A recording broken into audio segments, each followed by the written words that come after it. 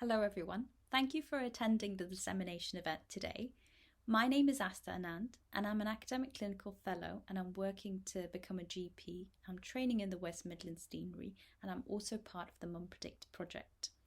So in this section we'll talk about work package 4, in which we will discuss the use of medication, specifically the use of multiple medication in women with 2 or more long-term conditions, and what this means for the babies, the women, and the pregnancy.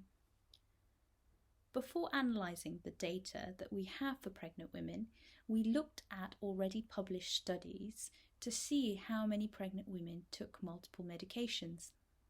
So we searched for studies which have already been conducted and published looking at pregnant women and polypharmacy, which is the use of multiple medications. We did something called a systematic review, in which we search large databases and repositories of published studies. We searched for studies looking at pregnant women and polypharmacy, which is the use of multiple medications. Out of these large databases, when we searched for the studies, we found 2,000 individual studies, out of which 42 studies looked at pregnant women and the use of multiple medications. Out of these 42 studies further, 14 studies actually answered our original question, which was, out of all pregnant women, how many women are taking multiple medications? I'll now present what we found from these studies. So firstly, very few studies are actually look at how many pregnant women use multiple medications. We could only find 14 from the large databases that we searched. Not all of the studies define polypharmacy or define what they mean by the use of multiple medications, and there isn't a clear consensus on the definition. Of the studies which define polypharmacy, the definition varies from the use of more than 3 medications to the use of 5 or more medications.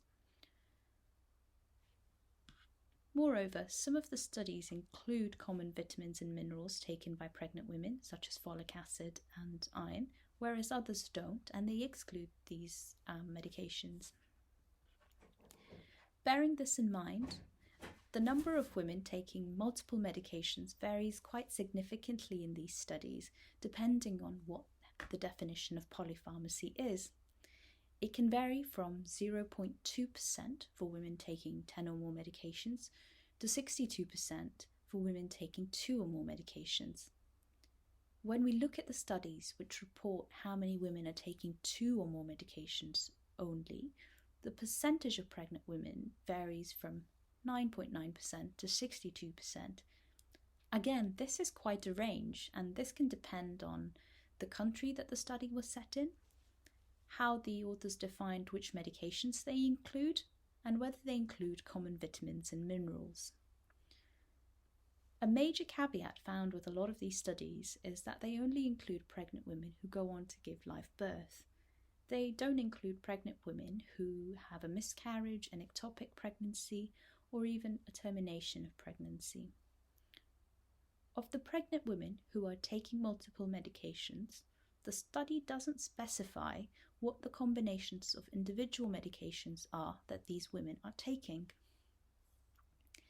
This systematic review feeds into our work. It shows that we need to look at the use of medication in different kinds of pregnancies, not just the ones which lead to live birth.